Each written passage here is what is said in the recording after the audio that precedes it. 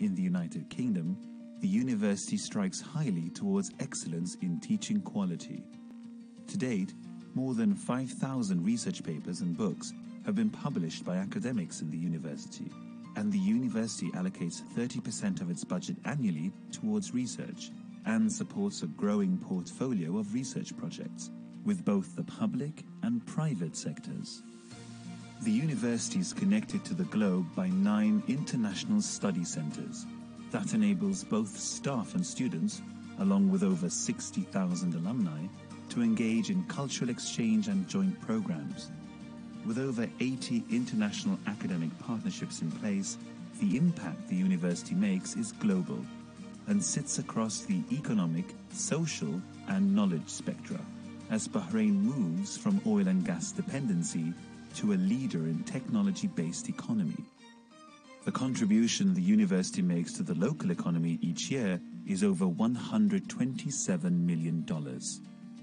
The university's accreditation portfolio is renowned, with the Business College being ranked in the top 5% globally, with less than 5% of schools worldwide granted AACSB accreditation. We have adapted a transformational plan that aims to build a bridge to the future and give us a strategic roadmap to ensure that our graduates can contribute to the social and economic growth of Bahrain more than ever before. By creating the next generation of leaders, influencers, entrepreneurs, and innovators, the university is helping to shape the future of the Kingdom of Bahrain.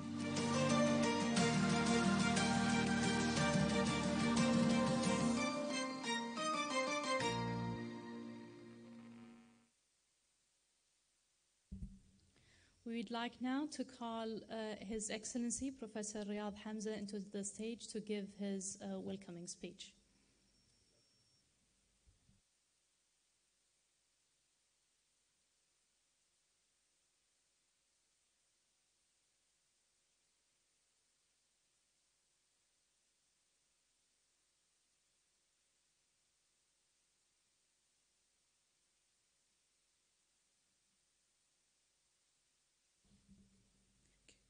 Distinguished guests, colleagues, friends, and students, good morning to you all. It is my pleasure to welcome you today to the second Smart City Symposium organized by the University of Bahrain in collaboration with the Institution of Engineering and Technology in the UK. The main purpose of this symposium is to create awareness about the future prospects of smart cities.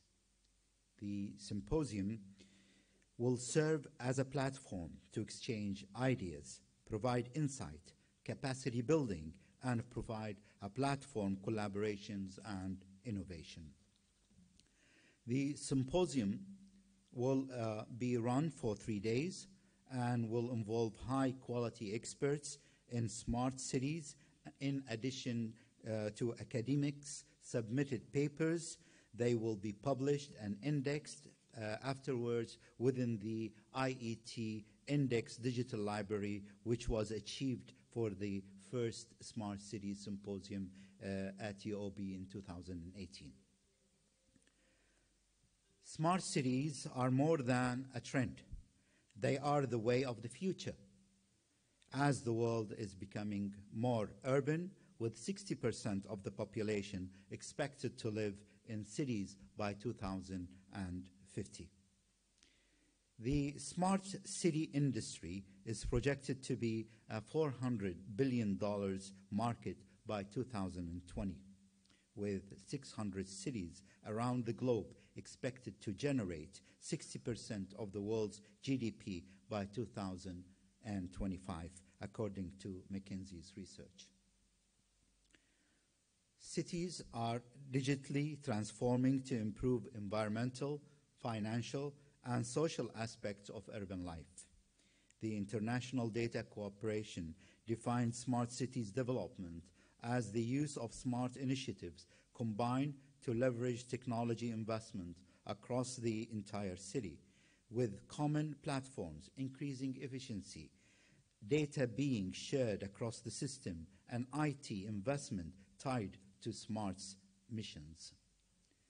Why does this all matter? Simple. Because smart cities improve the quality of the lives of citizens.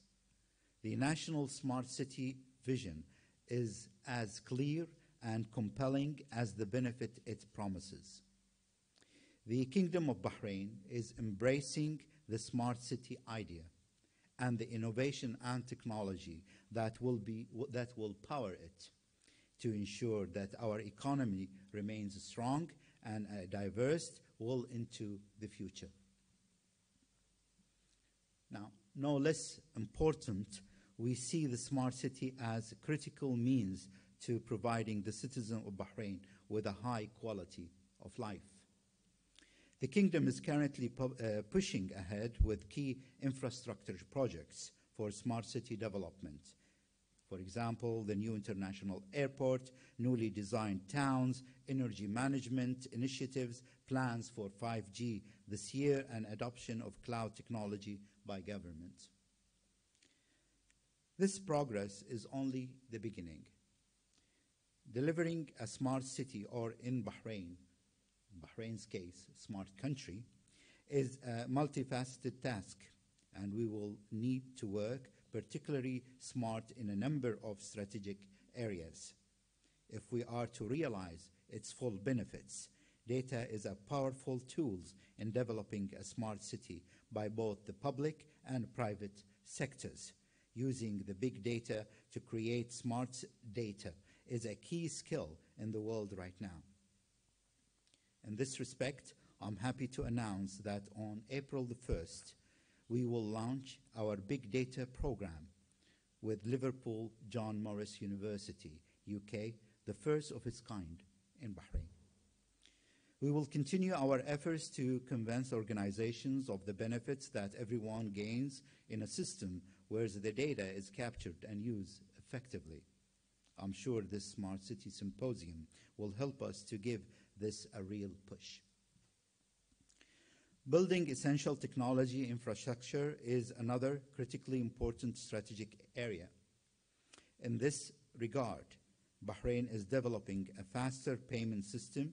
It will allow residents to use their mobile phones for payments anytime, anywhere.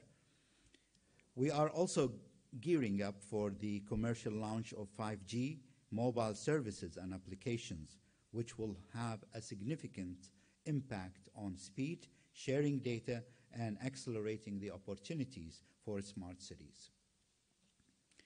Within government, work has started on a new big data analytics system to support cloud services.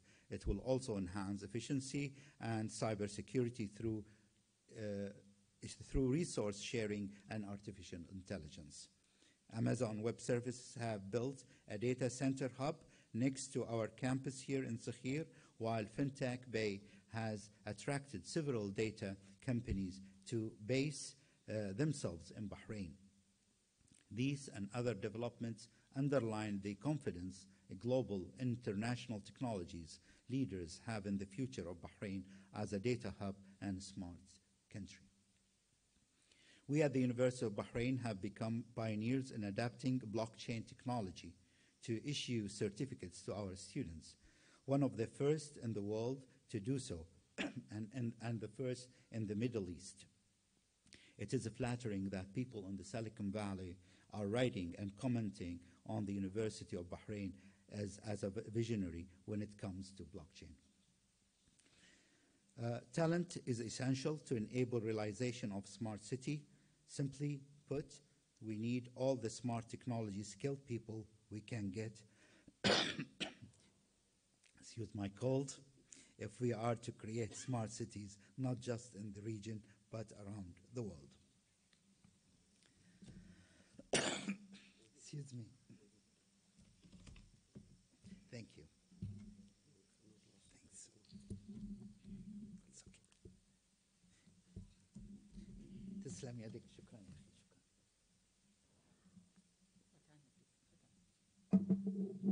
It's okay.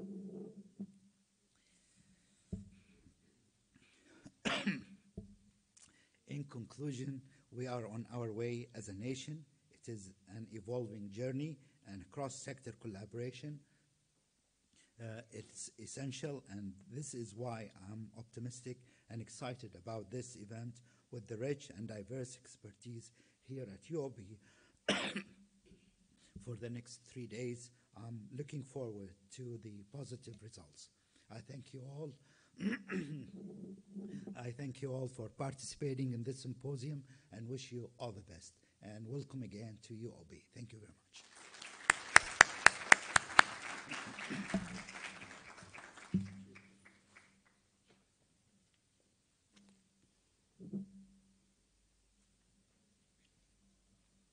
Thank you, Your Excellency, for the beautiful speech. We will now be starting the first keynote talk for this morning. I would like to welcome to the stage Dr. Ibrahim Matar to chair the session.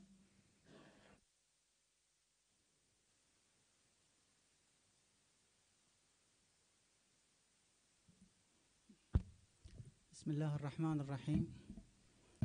السلام عليكم ورحمة الله وبركاته.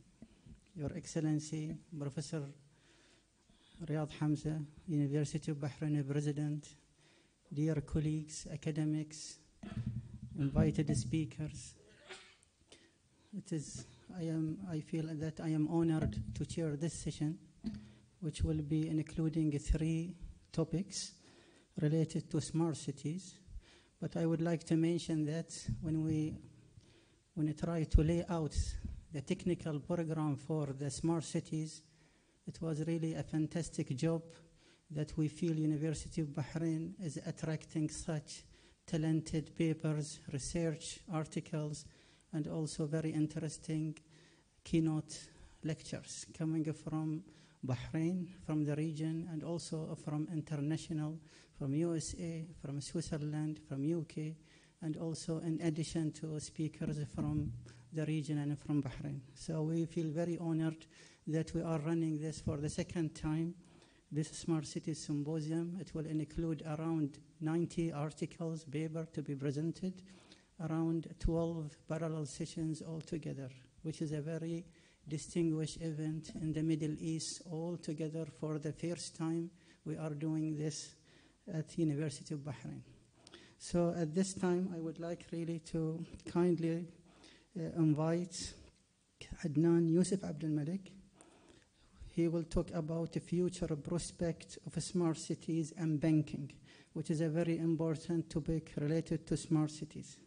So Adnan Yusuf Abdul Malik, he holds an MBA. He is the chairman of the Baraka Turk Participation Bank, Bank Baraka di Algeria, Baraka Bank Limited, South Africa, Baraka Bank Lebanon, Jordan Islamic Bank, Baraka Bank of Egypt, Baraka Bank of Syria, Baraka Bank of Sudan, Baraka Bank of Pakistan. He is the vice chair of the Baraka Islamic Bank, Bahrain, and broad member of both Baraka Bank Tunisia and Intaq Capital in Saudi Arabia. He led Baraka Grouping Bank since the inception. So I would like to kindly ask Mr. Adnan Ahmed Yusuf Abdul Malik to talk about the future prospects, smart cities, and the banking sector. Please. Yes.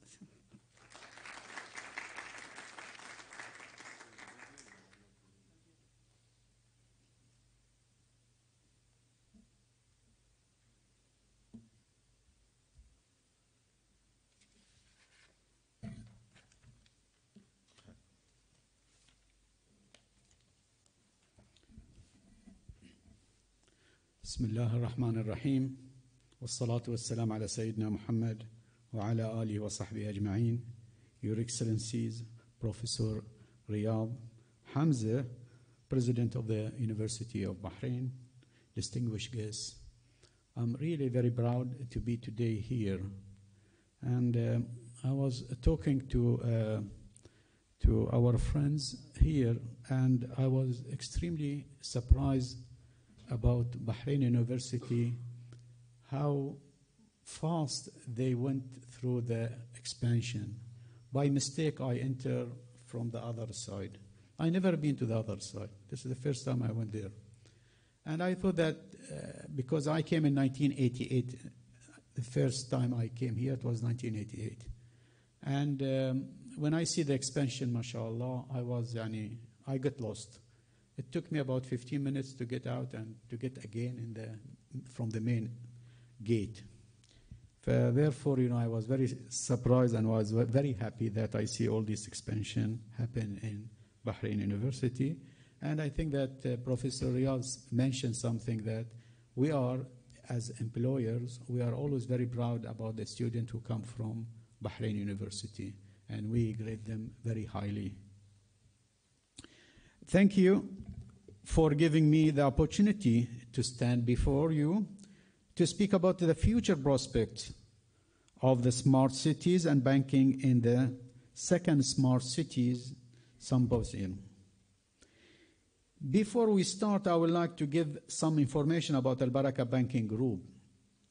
To put my presentation and the contents with our business, Al Baraka Banking Group is headquartered in Bahrain and considered one of the biggest Islamic bank group in the world in terms of presence, operating in 17 countries through a network of over 700 branches.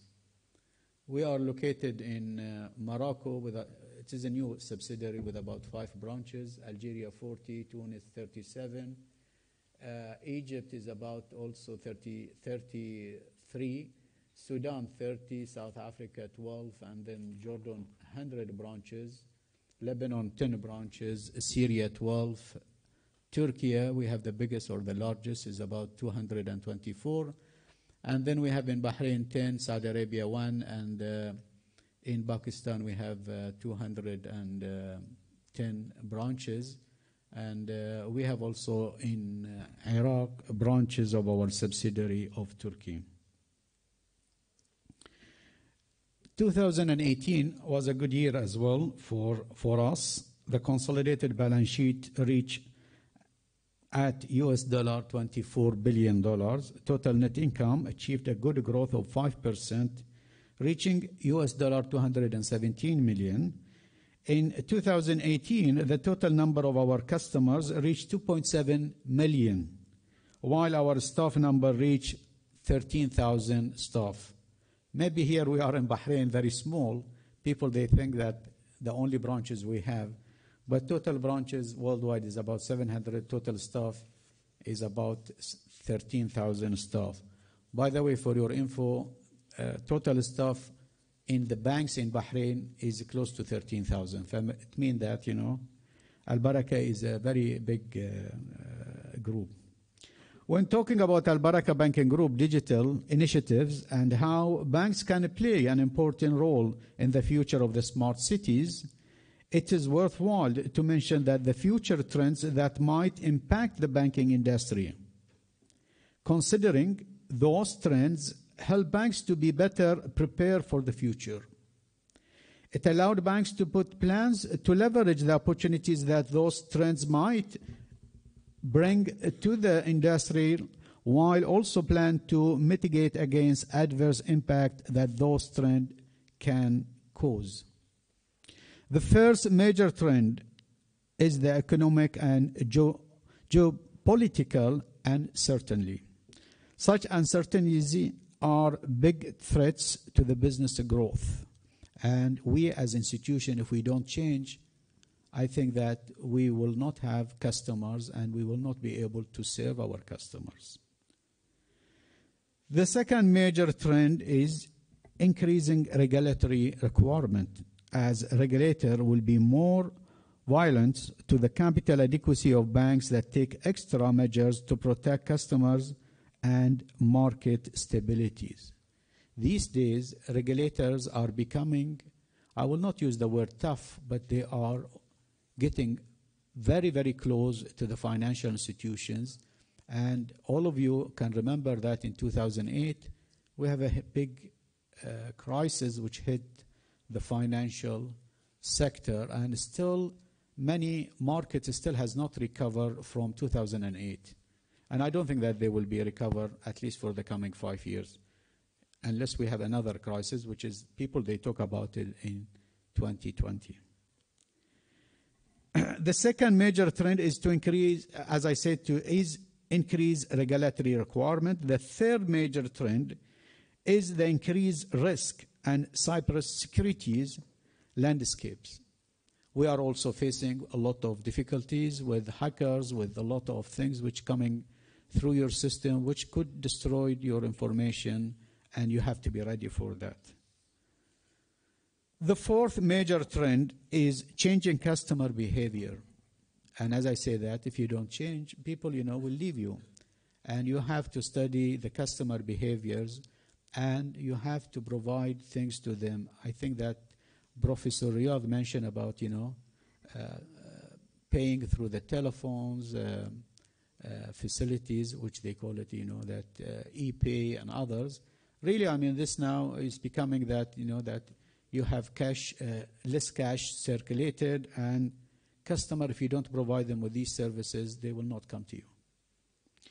The fifth major trend is digital disruption and fintech. Advanced technology are not only changing customer behavior, but also enabling a new business model that is forcing banks to rethink their business.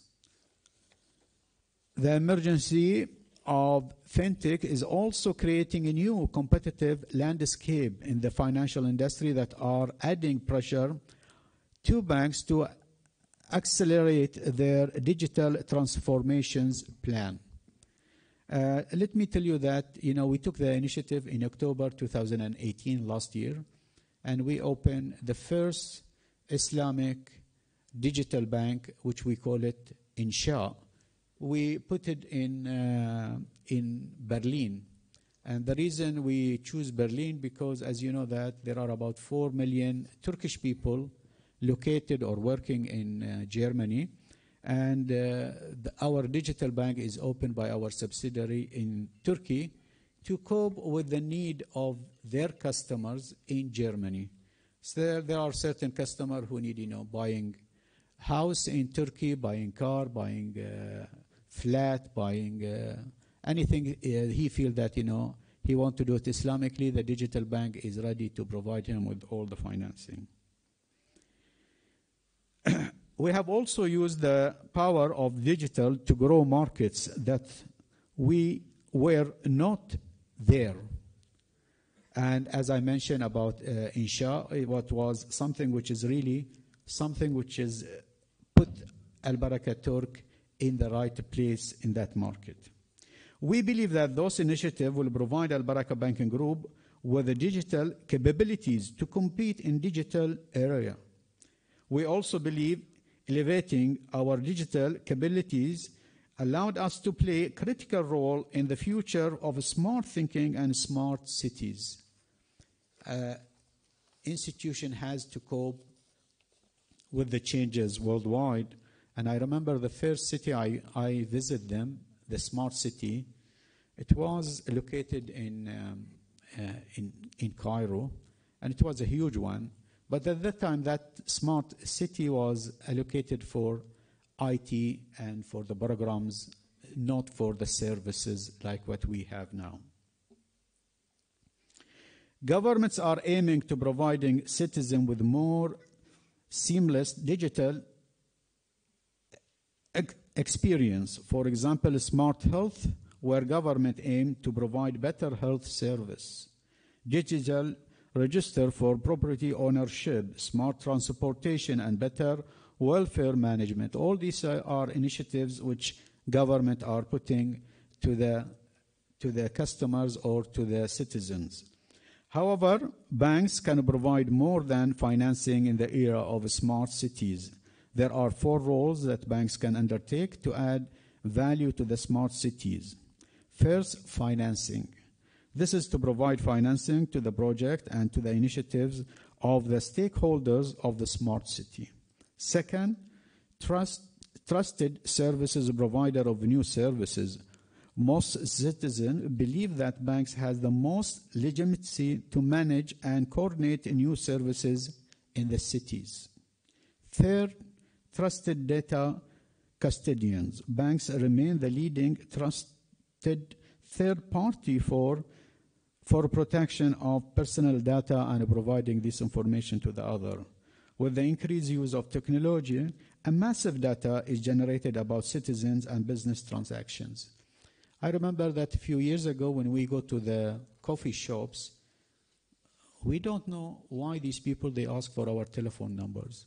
We give it to them, just, from our side. But later on, we discover that these telephone numbers and names are used as information for the future. And this is what we have now, is we collect information and, we try to see how we can do it. Furthermore, now we go to the shopping areas and we find that when we go to the shops, the lady or the man, the salesman, just ask you, what is your address and you are from which countries. And people, they give this information, and this information would go to a pool, and then they segregate them, and they see what is the behaviors of customers and from where they come and who spend more in Bahrain. All this information is very, very, important for us. I don't want to take, long things because everybody know what I'm talking about. But let me tell you that, what we did in Al Baraka Banking Group. In 2016, we pledged our commitment to fund and finance around 635 million for Al Baraka Sustainable Development Goals. You know that United Nations has put 19 goals, and Al Baraka, we choose 7 goals out of the 17. So, because of these goals relating to the banking. And Al Baraka Sustainable Development Goals are integrated with the UN's 7 global goals. The 3 main pillars for our programs are, first of all, we create jobs. Not mean that, we are going to hire, no. Creating 51,000 new jobs within the countries we are operating in. If somebody is coming with asking for financing, I have to see what's job this project will add, because banks also has to be responsible for the social responsibility. Okay, so therefore we have to make sure that 51,000 job has to be created by 2020. Second, education. Financing and funding education with US dollar 191 million through financing public and private education institutions. Third, healthcare. Financing and funding healthcare with 434 million through financing public and private healthcare projects. By the way, these goals which we put, we measure it every year, and I have to tell you that we are above our budget. For example, the first one, which we talk about, the 51, I think that we have already hired 20,000, or we have created 20,000 jobs. So we are ahead than our targets. And we believe that banks, not just looking for a profit, no, banks are also looking to add value, to contribute to the social, because this is part of our responsibility.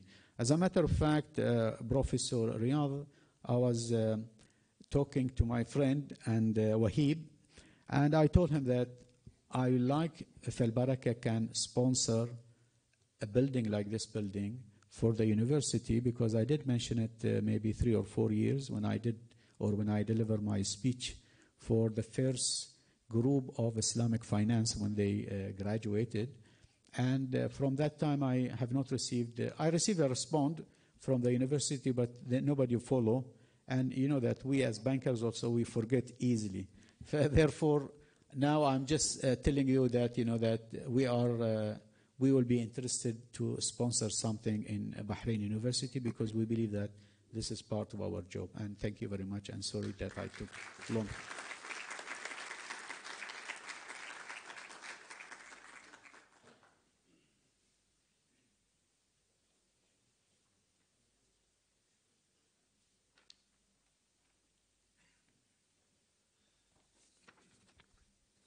Thank you for The first, our keynote speaker, Mr. Adnan Yusuf, Ahmed Yusuf. Now we move to the second keynote speaker also, which is going to be about smart cities and digitization in oil and gas industry. It will be delivered by Mr. Yahya Al-Ansari. Mr. Yahya Al-Ansari, he is General Manager of the Exploration and Development at Tatweer. He has a 25 years experience in the oil and gas industry, working in a variety, and he plays a number of projects, including exploration and development, offshore, onshore, and offshore, structure, stratigraphic, conventional and unconventional, along with CO2, thermal EOR projects, and microbial EOR projects. So it's a long CV. I would like to kindly ask Mr. Yahya Al-Ansari to come and deliver his speech about digitization, smart cities, digitization, and in gas and oil industry. Please.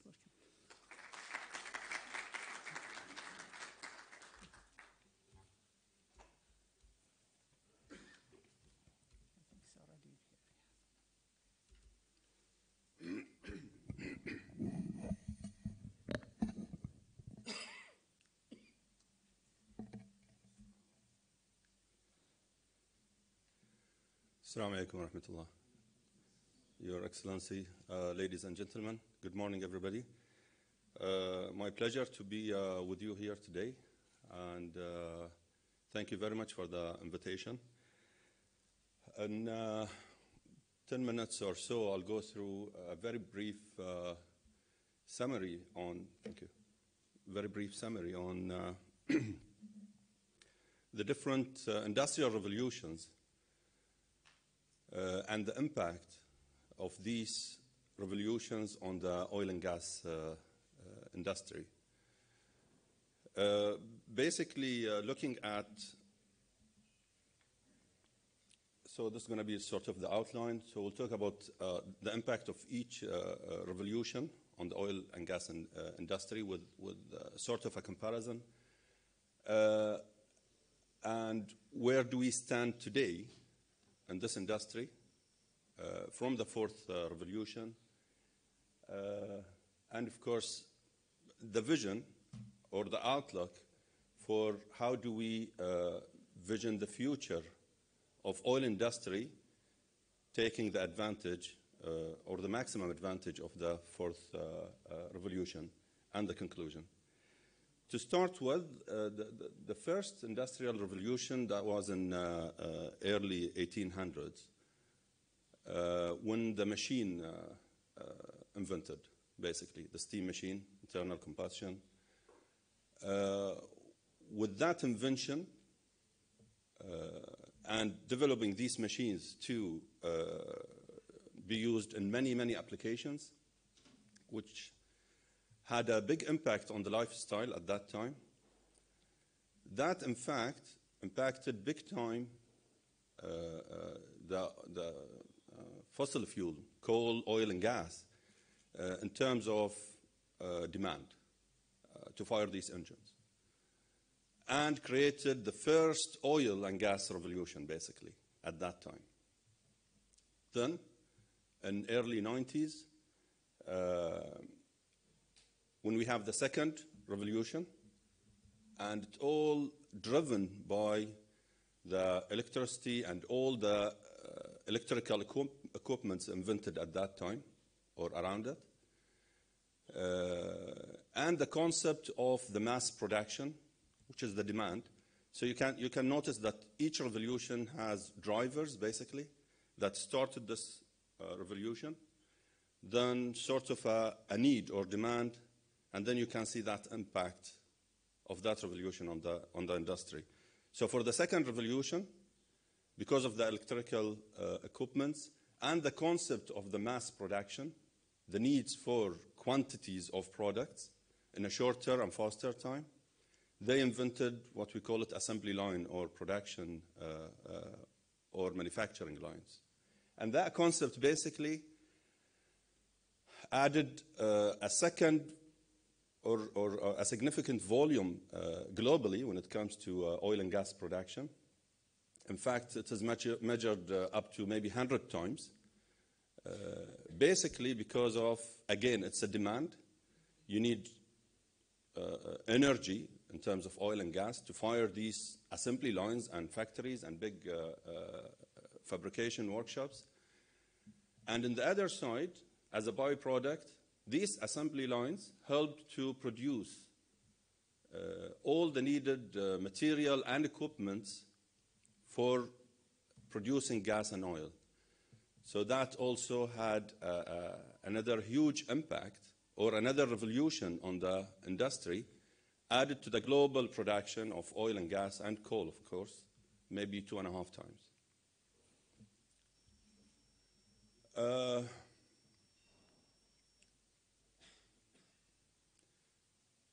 The third revolution, which most of us are aware of and lived through, which is the era of electronics and computers, basically. And in this revolution, most of people and scientists, economists also, they had this thought of that this revolution, the time of computers and electronics, going to have a huge negative impact on oil and gas industry. But on contrary, what happened basically is because of these powerful machines that has the capabilities of analyzing big number of or different vintages of data that have been acquired in different times, and there are different type of data in an integrated matter, that actually helped a lot in oil industry to better understand the subsurface, better to understand the reservoirs, better to characterize these producing layers, and in fact helped a lot in targeting even the marginal reservoirs and old and mature fields, and to squeeze more from these prospects, and introduced a new concept called the EOR, or enhanced oil recovery. So it did not stop to produce only the known accumulations of oil and gas, what we call it cheap or easy oil, but extended to more than that when it comes to EOR or enhanced oil recovery, to squeeze more from these reservoirs, to get more from abandoned fields, actually, using different techniques. And these techniques developed because of the powerful machines that can really have access to bigger volume of data, which we call it big data. And that, again, added more volume globally in terms of producing gas and oil. This graph just shows briefly each revolution, the jump in the global production of oil and gas. The fourth revolution that everybody is talking about, the main driver here is the machine learning, basically. The artificial intelligence, if you like. It is the main driver for this revolution this time. And it has a big link. When I say machine learning, the machine learning or the artificial intelligence, basically, where it should take the machines from only performing pre-programmed tasks to higher level, where the machine can suggest or maybe make decisions and also taking action. To allow the machine to do so, it needs the experience. I mean, the way I look at it, human brain, has the ability to learn from experience and learn from either own experience or other experience. But then we have a limit of course, this experience is translated to a knowledge at the end of the day. But we have a limited capabilities when it comes to how much data we can conceive at the same time. How much different type of inputs that we can integrate and connect dots together to come up with a more optimum decision, for example. The machines, when it has access to big data, and then that can translate to, can be translated to much bigger knowledge, basically, that allow the machine to give suggestions and take decisions much faster and with a much bigger background and knowledge or experience, if we can call it experience for a machine, to take that such decisions. Now, if we look at the impact or where do we stand in oil and gas industry from the fourth revolution, as I mentioned, I mean, these are the main four elements when it comes to converting all the data acquired and all the techniques for data acquisition to a digital format. So you receive all these streams of digital data as an input from very advanced and innovative sensors, basically, to create a huge pool of data, which we call it big data. Then you have a machine, powerful machine and computers that can access and analyze and interpret this data, then convert it. In the end of the day, the action or the outcome of this is the automation. To summarize this, actually, I can see it this way. Like I have artificial intelligence based on a big data analysis, and I have the action or the output of it, which is the automation, basically. And automation and automatic, it's the fancy term and become very common after the third revolution, basically, when we try to automate every single thing that we do. The word automatic, either at individual level and all the way to very complex and advanced and sophisticated processes. This is an example from oil industry showing how big data can add a lot in terms of extracting more, especially from mature fields. Here in Bahrain, we have an excellent example of a mature field, very, very old field, Bahrain field, that have been discovered in 32, basically. It's one of the oldest in the region here, even recognized worldwide. This field, it was predicted based on a development plan that have been done long back, predicted that by 1970, this field should be abandoned. That we should, by 1970, the last drop of that field being produced. And today, we are in 2019, and we are still producing from the same field. Mainly because of these two things, which is very much related to the industrial revolutions. One is knowledge, and second is the development of the technology. Knowledge, today we know more than we used to know before. And this is simply because of the advanced technology that allowed us to see things that we could not see before, to measure things that we could not measure before, to reach things that we could not reach before. This is an example of modeling of a reservoir. To do so, the amount of data that we need. When I say amount, it's not only the volume, it's not only the size, but I'm talking also even about type of data. Like if you look at different type of surveys that we do at exploration level or even at development level, we do seismic survey, which is a huge volume of data, tens of teras or hundreds of teras of bytes, okay, that need to be processed. We do magnetic survey, gravity surveys, geochemical.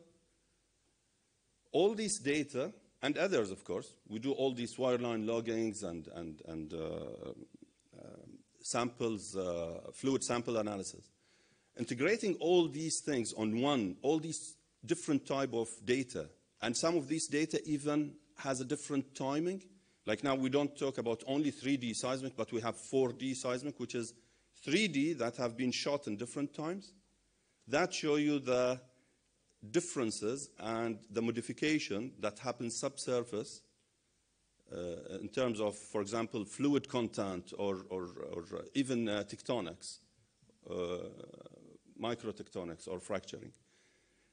The ability to put all these inputs in one place as a one model and trying to interpret all these different surveys integrated and identifying patterns and the trends, it's a huge task that should usually take years to do.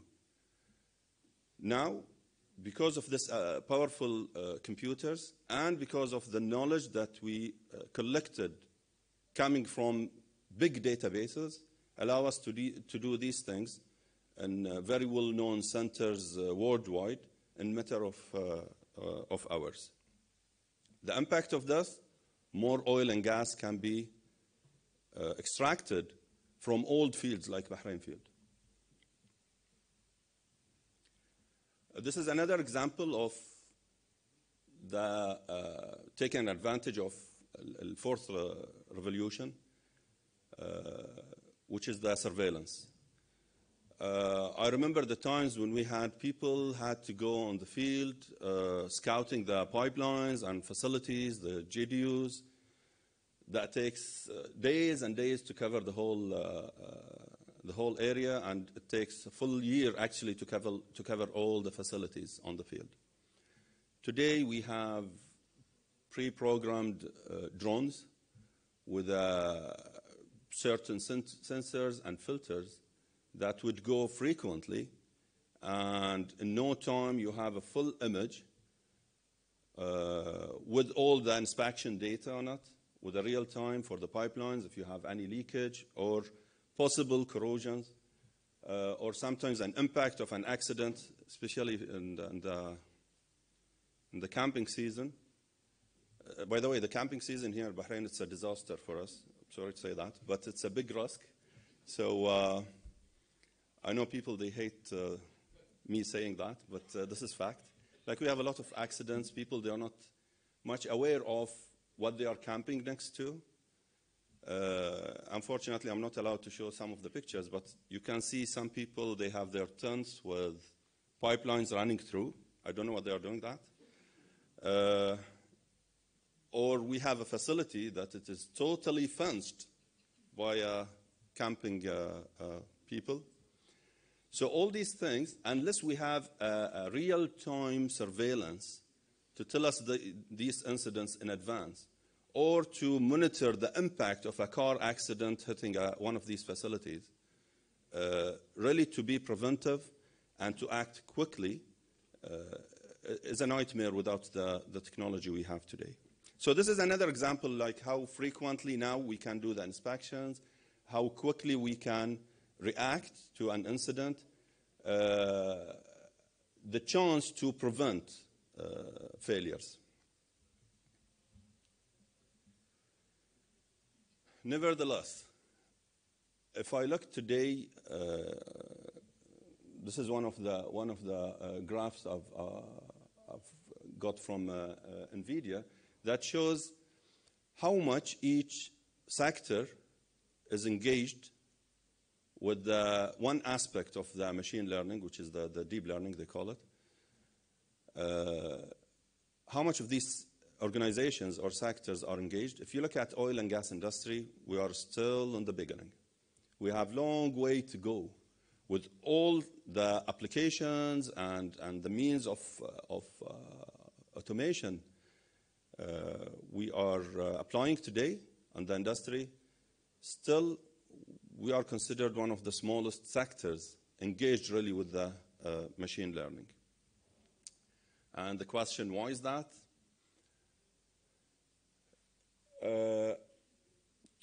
To just briefly or quickly summarize all these factors that they think it really impact each sector engagement on the machine learning and utilizing the full advantage of the fourth revolution. To me, I think the mindset of the decision makers is the main bottleneck or challenge, really to make full use of the advantage of that revolution. The traditional cultures. We are used to do things this way, then we are sticking to it. The fear of the change, resisting the change. The fear of the uncertainties. I mean, till today, with all the advantage we have and sophisticated systems for automation and control and analyzing data in no time, part of a second, still, for example, the system of autopilots in aviation, legally, it's not allowed for takeoff and landing. Okay? Till today, the shuttle, the space shuttle, they land manually. Still, that trust is not there to put your life on the hand of a machine, if they have hands. But this trust really is another challenge that still people today, to leave it 100% for the computers to decide on a reaction based on something happening and take the action through automation, that trust not 100% yet there. But again, it takes a change on a mindset, basically. Very quickly, I think I've taken much long time. Quickly, I mean, if we look at the oil industry process, it goes through these stages traditionally: exploration, appraisal, development, and then the actual operation. Exploration, it's all about looking for areas that it has a chance to accumulate oil and gas. Okay, and it's a game of a risk, basically, how much risk we can take.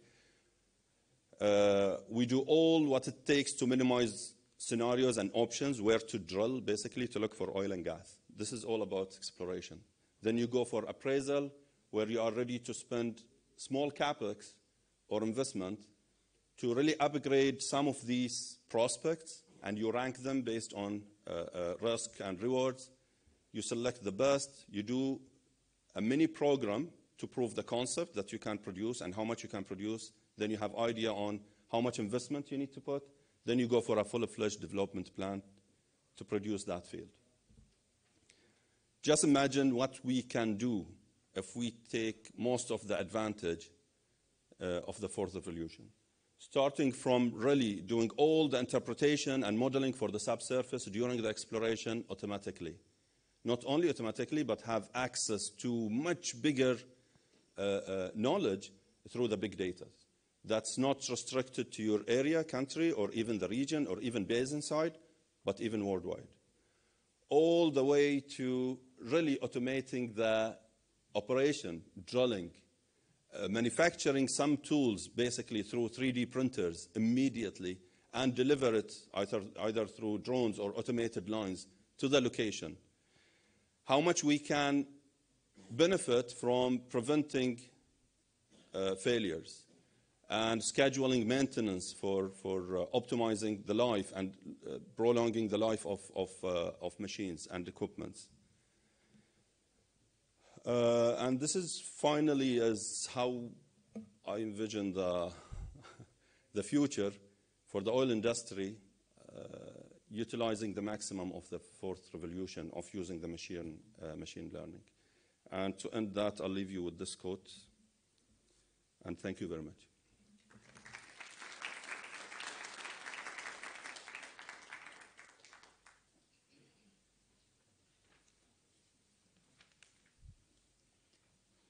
Thank you, Mr. Yahya Al-Ansari, for the very interesting talk. Now we'll go to the third and the last keynote, and it will be about smart cities and health. It will be delivered by Dr. Wafa Al-Sharbati, and she is the Director of Health Promotion. Dr. Wafa Al-Sharbati was appointed as the Director of Health Promotion in February 2018.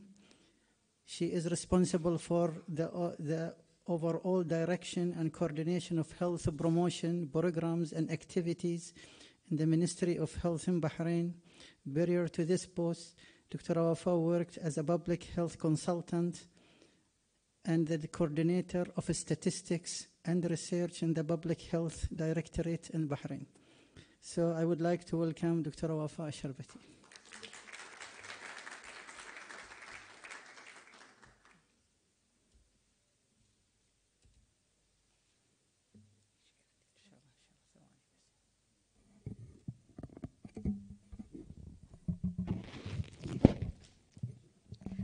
Your Excellencies, dear colleagues, and dear students.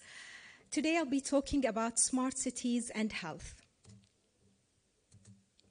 So when I started my career as a doctor, a patient came in to ask me about a question about a new medication. And I told him, why don't we reschedule? And I'll go read about it. And I went and read about it. I asked my superiors and my colleagues. And then in the next visit, I gave him my decision. Nowadays, whenever a patient asks me a question about a new medication, it just takes a few minutes to give him the answer, saving my time, my patient's time, the money spent on revisiting and transportation, and as well as my energy. So can you imagine if this improvement can be done by a smartphone? What improvement can be done by a smart city in terms of health and healthcare? And why are we talking specifically about cities? Because it's expected that around 70% of the world's population will be living in cities in 2050. And of course, we need to be prepared for the environmental and health challenges associated with urban living. Unfortunately, living in cities predispose us to many risks, including higher risk of non-communicable disease like diabetes, hypertension, heart disease, which is, by the way, the most important killer of the world's population. People living in cities are more exposed to air pollution, indoors and outdoors, more prone to mental illnesses and violence, traffic injuries, as well as communicable diseases due to crowding and lack of adequate ventilation. And by transforming our cities into smart cities, we can help reduce many of these risks. So in terms of air pollution and health, 7 million, it's estimated that 7 million per year, according to WHO, die as a result of air pollution-related diseases. And technologies, smart technologies, has a role in detecting air pollution as well as intervening to decrease air pollution. So let's say detection. How can we detect air pollution and help people with respiratory illnesses like asthmatic patients, COPD patients, avoid areas where there is a higher percentage of pollution? Now, I'll give you an example of the smart city of Barcelona, where they installed street lights that have embedded air quality monitors. So people can know where or areas to avoid or to decrease their exposure to these areas. Now, even better than that, the smart city of Dublin has equipped buses and bikes with sensors that allow detecting air pollution.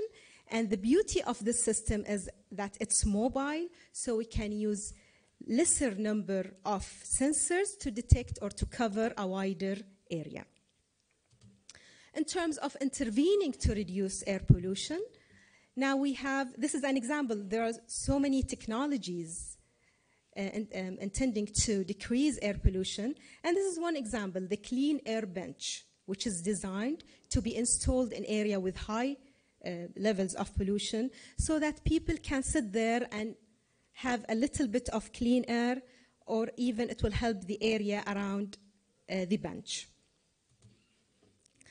Now, talking about traffic, and you know that traffic is a main challenge all over the world, and especially in Bahrain, sensors can be used to manage the traffic in order to optimize traffic flow through using sensors paired with cameras on traffic lights and connected to wireless network to analyze traffic.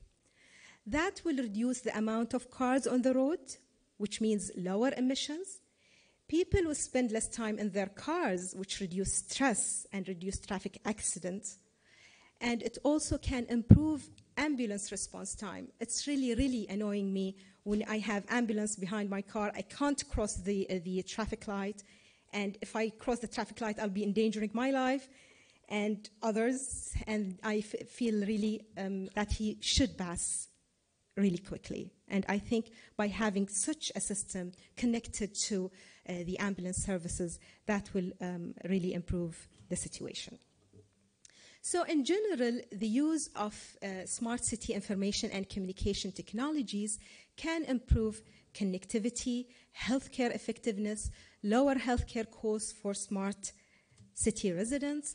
And in Bahrain, fortunately, we have transformed our systems in the governmental as well as in the private sector into an electronic records.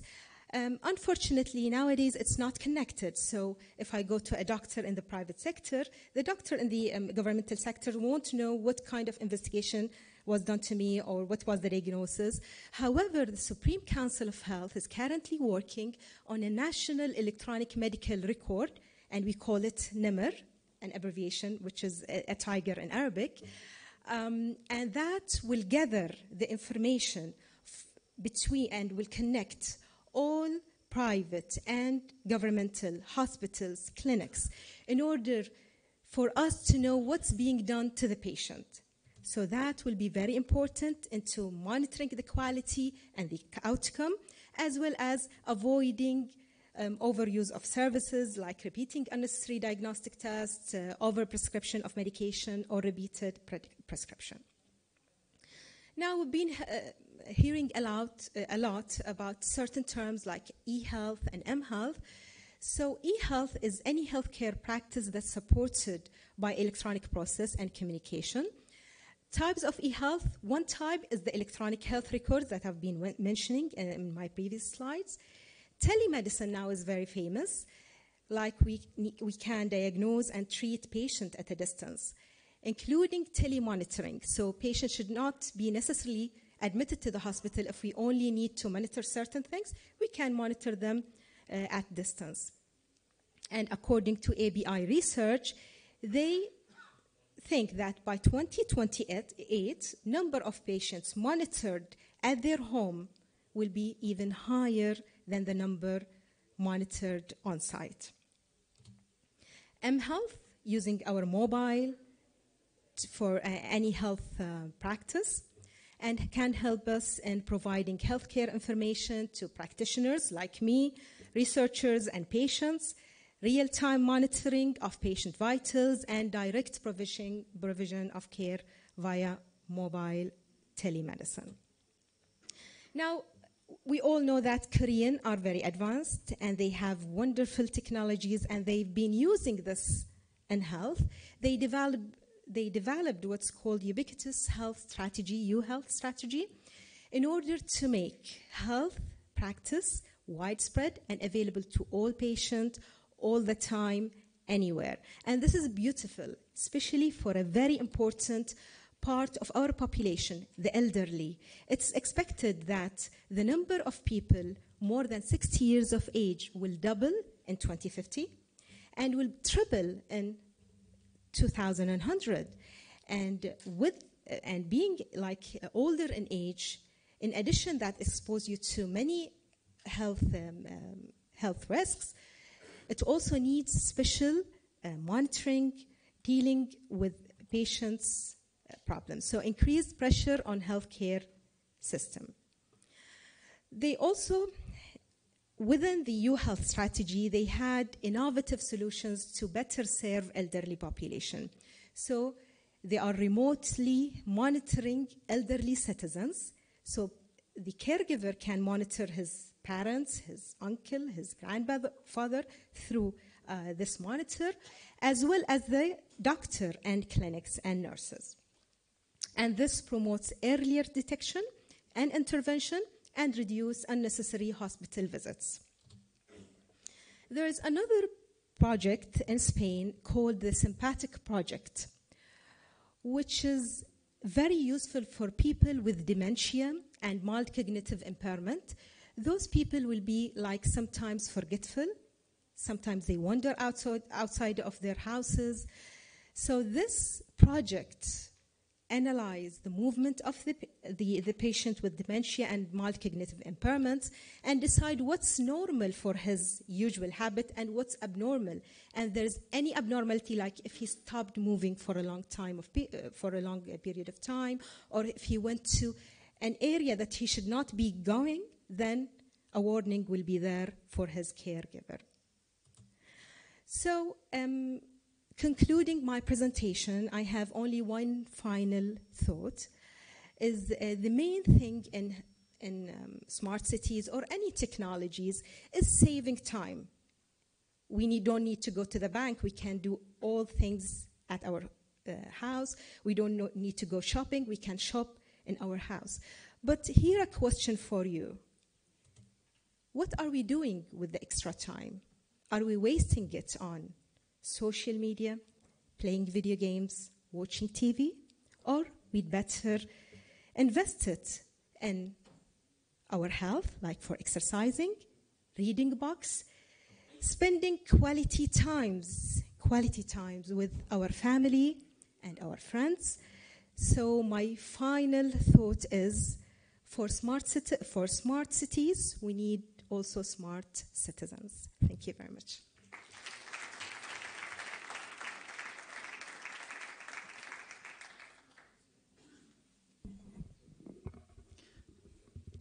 So I think we came to the end of this keynote session. And definitely we have other keynotes, and they are very interesting, but it will be later in the afternoon and tomorrow. And I really invite all of you to attend the other interesting keynotes also. But anyhow, I am ending this session, and I am passing the microphone to my colleague, Dr. Afay Al-Khalifa, to continue also. Thank you very much. Thank you.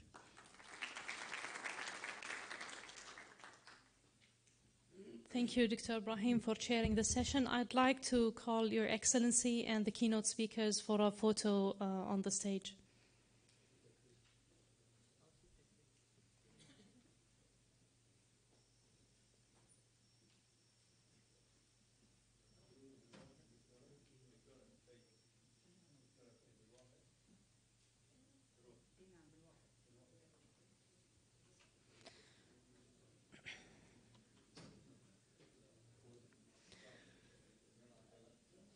Okay, so first we would like to call Mr. Adnan Ahmed Youssef, President and Chief Executive of Baraka Banking Group.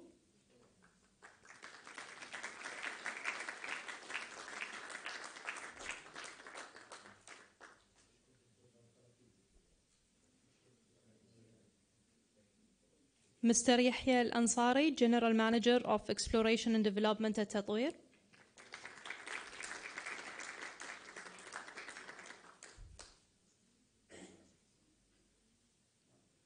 Mr. Mohammed Yusuf Al-Bin Falah, Chief Executive Officer of Bahrain Airport Company. Dr. Wafa Ibrahim Al-Sharbati, Director of Health Promotion, Ministry of Health.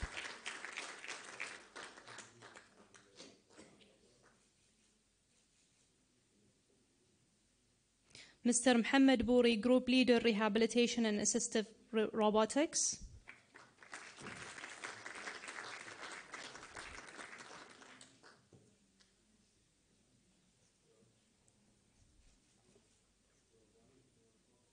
Mr. Hakim Isa, 30 years in IET industry at IBM.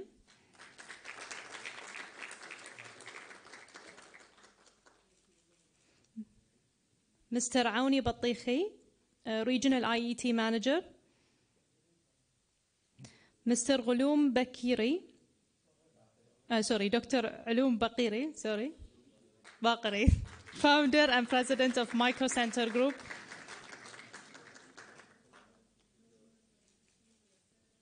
Mr. Mohammed Al-Haj, Founder and CEO of Safe Road Information Technology.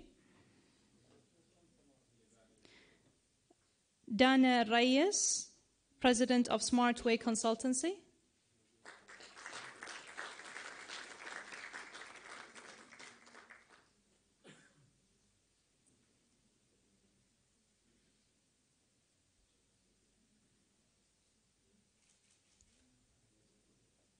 Mr. Kai Methig, Managing Director and Founder of TF Engineering.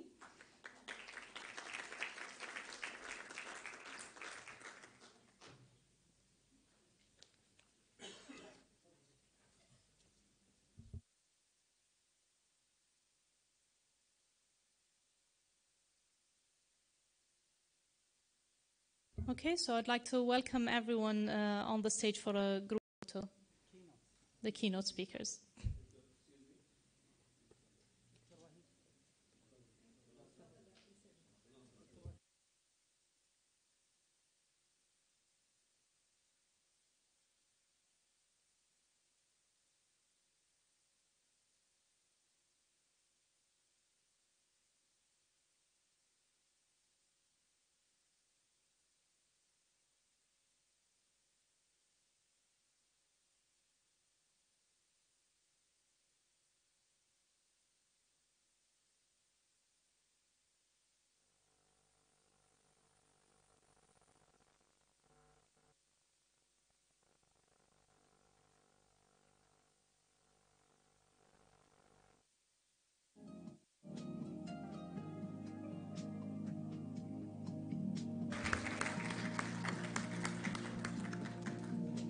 With this, we are ending our opening ceremony. Thank you all for attending. We will have a coffee break now until 11:30, and then we are starting the parallel sessions. Thank you for coming.